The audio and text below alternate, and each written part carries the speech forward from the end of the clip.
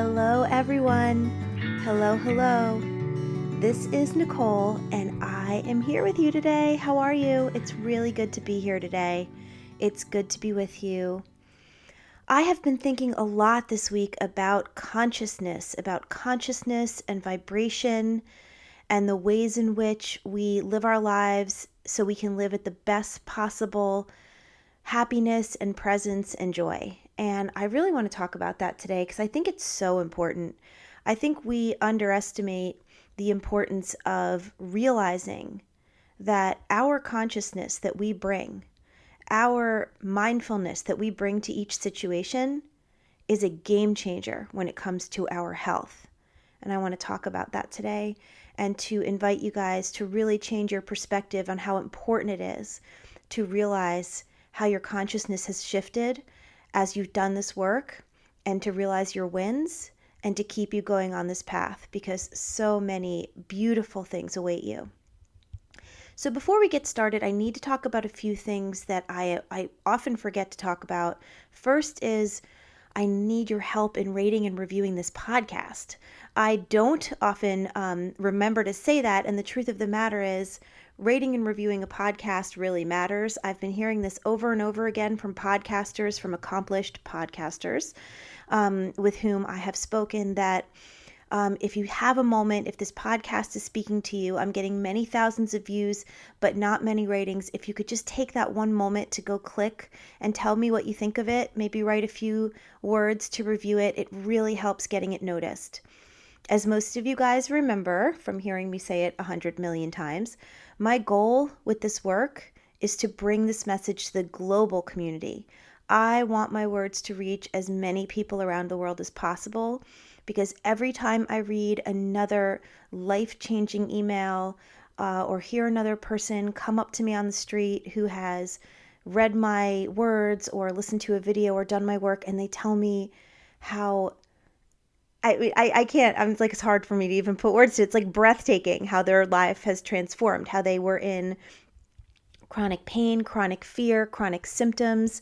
Maybe they weren't even in a debilitating situation. They just had a life that was really small. You know, they were always waiting for the headache or waiting for the nerve pain, or watching what they ate down to 5 foods that they didn't like because of their irritable bowel, and now they're living lives of complete freedom.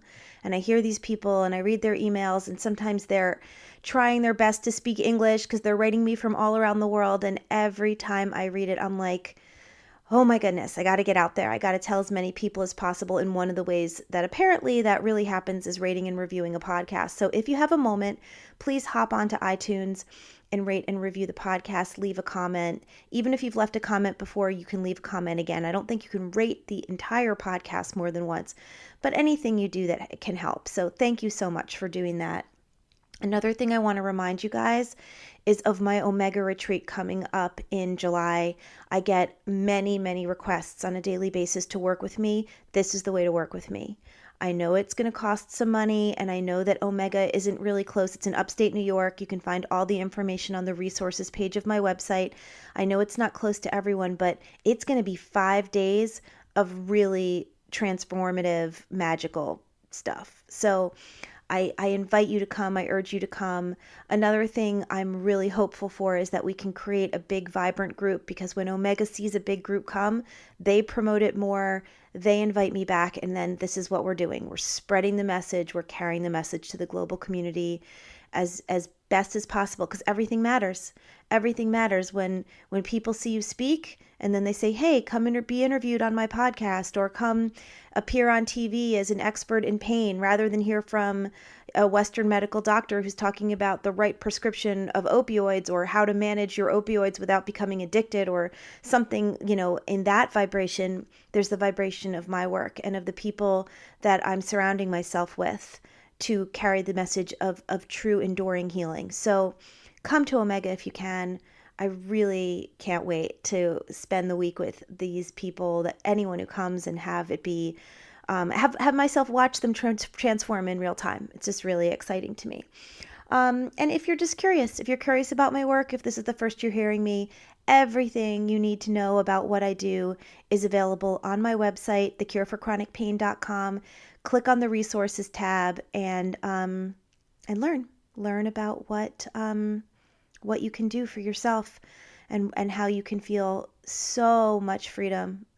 Based on the life you may be living, you might be feeling like you're stuck in a jail. Maybe you even know it's a jail of your own making, but you didn't ask for it and you're not sustaining it consciously. It is an unconscious process that's going on for you. So I really invite you to learn more. I have a YouTube channel. I have this podcast, which has many episodes, many interviews with people who have healed. And I have some live events coming up. As you know, I'm Omega July 21st through the 26th. I'll be speaking at NYU. That link is also available on my website on April 12th with Lisa Schlossberg, who is doing a beautiful symposium on how mind-body work affects our weight and the obesity epidemic, and how the emotional side of our weight is the part that can shift you to a lifelong relationship with your body that you love. And so that is happening on April 12th at NYU, and that is actually free. If you can find your way to NYU, and there will be links in the information on the podcast today, and also on the resources page of my website, thecureforchronicpain.com.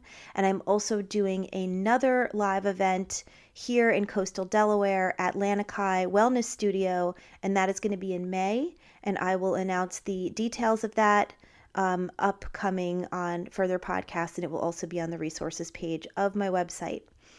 So thank you for listening to all that blah, blah, blah. It's really important to me to get the word out, and anything I do can help. So that is that. Okay. Today it's just you and me. I'm not going to bring on any guests today, because today I want to talk to you directly from my heart to yours about consciousness, about mindfulness, about intention when it comes to your healing. And a big part of our ability to stay conscious is not being constantly triggered by unconscious emotional triggers that don't have to do with today, that have to do with the past. And that's what JournalSpeak does for us. I get so many lovely messages on my Facebook page. Oh, that's one more thing. If you're not in my Facebook community, it's called JournalSpeak with Nicole Sachs. It's a closed group on Facebook. Search it up on Facebook and join us, because the conversation there is just, it's really heart-opening, and it's a totally closed group. No one can read your posts but the people I approve to be in the group. So I got a beautiful message there that I just wanted to share with you. A woman is sharing about beginning her JournalSpeak journey, and she says, "For over 20 years, I've been on a spiritual journey, and I've done, seen, heard some amazing things. I believe they all led me to this single process of journaling in JournalSpeak. Within the first week, I was able to access my inner child, pre-wounded. By doing this process every morning for 20 minutes, and she writes, and now for 10 at night, which is her choice, but I always say the more you can do, the better, I'm slowly but surely and as gently as possible sifting through the dross to get to the purity underneath. It's nothing but mind-boggling and the most gorgeous gift to be had. Each day, sometimes easier than others, I make conscious contact with an all-knowing, very wise part of myself. And it's a life changer. Thank you, Nicole, for setting us on this simple but powerful path. And thank you, fellow travelers, for your commitment and care." Guys, did you hear that person's heart? I am just telling you right now, I am filled. My whole heart, mind, and spirit are filled when I hear these stories of people getting it. So what's amazing about that beautiful letter post that I just read, is that that person on her path to deeper consciousness and deeper healing and deeper connection to herself is also going to free herself from her chronic symptoms, whatever they are. I don't know her and I don't know what she struggles with. But the most amazing, miraculous part of doing this JournalSpeak work is your nervous system is going to switch from fight or flight to rest and repair, and you are not going to have chronic pain anymore. Chronic pain is an epidemic of fear. Chronic pain is an epidemic of fight or flight. when we switched from fight or flight to rest and repair by allowing these unconscious emotions that we've had for all these years to rise safely, our nervous system and our brain are no longer sending pain signals and symptoms to the bodily systems and muscle groups that we are suffering with. It just stops happening. And I always say, if this was just some happy idea that I came up with, wouldn't that be nice? But this is over 25 years of doing this in my own body, over 15 years of doing this in private practice, and seeing the most stunning examples of chronic pain situations, chronic symptoms, daily headaches, fibromyalgia, irritable bowel disease, different skin conditions, different seasonal allergies, seeing these things go from totally debilitating in people to gone. There's no cure for human pain. We're all going to get a headache from now and then. We're all going to get stomach issues when we're feeling real stressed out or whatever. But I'm talking no more chronic pain for these people. And in addition, that beautiful level of connection with our conscious self. I love how she put it, to my pre-wounded child. We all have a pre-wounded child in there. Some of us were wounded very young, but we all have a pre-wounded child in there. I'm going to tell you a little story about myself that I was discussing in my therapy session with my brilliant therapist last week. And it's a story I've shared with close friends, but I feel like it's a really, it's an important story that I can share with everybody about the pre-wounded child and about what triggers us today that I have discovered in my JournalSpeak. So I have a memory of when I was 5 years old. And I have a memory of, I used to walk to school, that lovely 70s childhood that most of us don't give our children these days. I try to do it as much as possible. But at 5 years old, without a parent, I walked to school.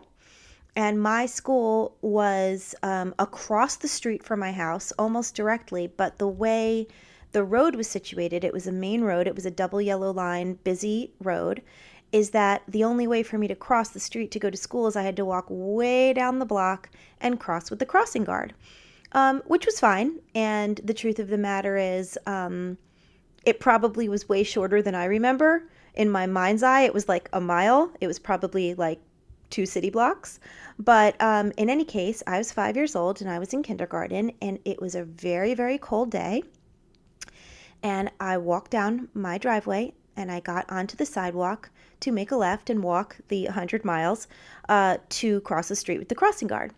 And it must have rained the night before and then frozen up in the morning.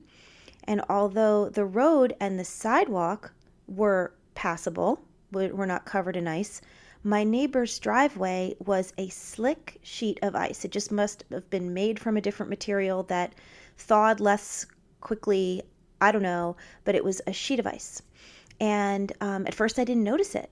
I was 5. And so I walked in whatever pace I was walking. And when I moved from the sidewalk to the driveway of my neighbor, I fell immediately, like flat on my face, and I went careening into the main road. I found myself on my face looking up at this double yellow line, and if a car had been coming, I would have been instantly killed. And I scrambled up, and in my panic, instead of running to the other side of my neighbor's driveway, which would have been obviously the prudent move if someone had the chance to think in that moment, I ran right back to my side of the driveway. So I'm in the same predicament. I still have not crossed this person's driveway to get to school. And immediately, the only option in my mind was, I'm going to try again. But this time I knew what I was getting into. So I very carefully tried to step onto my neighbor's driveway. And once again, and it's so crazy how memory works, how the brain remembers anything that traumatizes us in a way that it doesn't remember things that don't give us a charge. Because I must have walked over this driveway many, many times over kindergarten, first and second grade, the years that I attended this school. I remember this day. I remember what the driveway looked like. I remember the shiny ice, and it was so perfect. It was almost beautiful. It looked flawless. It looked like you could see right through it to the black of the driveway. And I carefully put my sneaker onto it, and by the second step, I wiped out just as hard. I fell just as hard down on it, and I went sliding into the main road again, and I once again, a car was not coming, thank God. A couple had come in the meantime. It was like Frogger, if anybody remembers Frogger. Or I think Crossy Road is the game kids play these days that looks like that. But anyway, I scrambled up back again to my side of the driveway. Not a smart move, but once again, I was 5. And that's when I stood there. And listen, I say what I'm about to say not in judgment of my parents and not in judgment of me. I'm just saying what is. I'm saying what is. And what happened in that moment is I looked up at my house where my mother was home. And it didn't occur to me to walk back up my lawn and knock on the door and ask for help. It was clear to me that that was not something I could do. And when I think about that moment as an adult talking to my therapist, I got emotional because I thought, what was broken in me? What was broken in me in the trust I had with my parents that I didn't think that they would be willing to help me? I know my mom. I know her now. I know that if a 5-year-old had walked up the steps and knocked on the door and said, "Look at the driveway, I just fell in the street," she would freak out. She would have driven me to school. But it was communicated in a way that made sense to me as a 5-year-old. That was not acceptable. Asking for help was not acceptable. Maybe it was something as simple as because I remember when I used to go take a nap, my mom would say, "No, you're not allowed to come out of your room. Go take a nap." Maybe I assumed that she wouldn't help me in other situations. It doesn't mean she wouldn't. It means that little girl in me had a small trauma that I didn't think I could ask a grown-up for help. And for whatever reason it came, that's what happened. And I decided the only thing to do was to walk in the middle of the street. And I got off my sidewalk and I walked right in the middle of that double yellow road and I ran. And the driveway was like a wide driveway. And I ran to the other side of it right in the middle of a busy mini highway.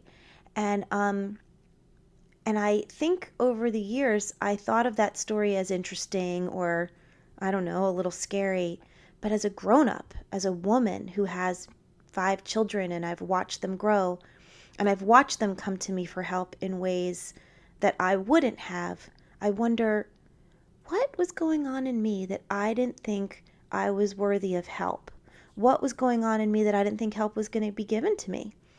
Now, now it's my task to get to the bottom of that, but I will tell you how it's affected me over the years when it comes to deeper consciousness and revealing our consciousness to heal us today.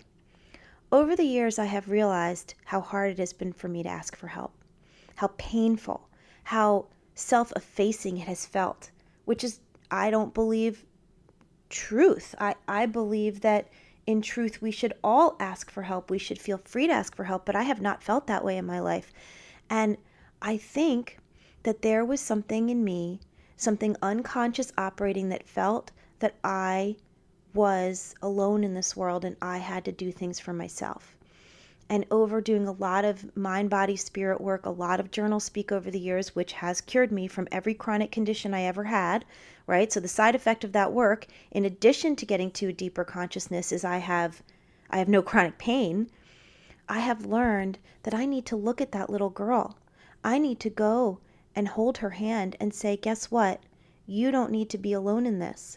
Because by doing that, I stop feeling so left out in the moment. I stop feeling so alone today by going back and sitting with her on that driveway and saying, "Wow, honey, this is scary. You're all by yourself. You can go up and ask your mommy. Let me walk with you. Let me walk with you and show you that she loves you and she'll do anything for you." We don't know why our natures combine with our nurture to create the perceptive reality that we have, that we take through our lives. But whatever the reason, even if we can't come up with a solid reason, we need to nurture that little girl or little boy, because her pain and his pain is stopping us from thriving today. Also, to some degree, it's fueling our nervous systems to remain in fight or flight, and then we can't get rid of our chronic pain symptoms. Our symptoms related to autoimmune disease are anything from troublesome daily aches and pains to a life of being on disability. This is coming from these unconscious triggers that we don't often even know are happening. I haven't thought about that story for years. And it came up in some spiritual work I was doing with a friend. And then I decided to take it to my therapist. And I'm really realizing how pertinent it is, how important it is for me to look at those kind of things. And we all just walk the path, man. We all walk the path, and things are available to us as they become available to us. But today that's available to me. And I'm healing her, and I'm healing me. And you know what? Today I can ask for help. Today I can share that story with you, and I have no shame. And I'm not worried if my mom were to hear it, because she knows I love her and she loves me. This is life. Life is not a perfect smooth road like that beautiful driveway next to my house. Life is a slippery slope. And that's the facts.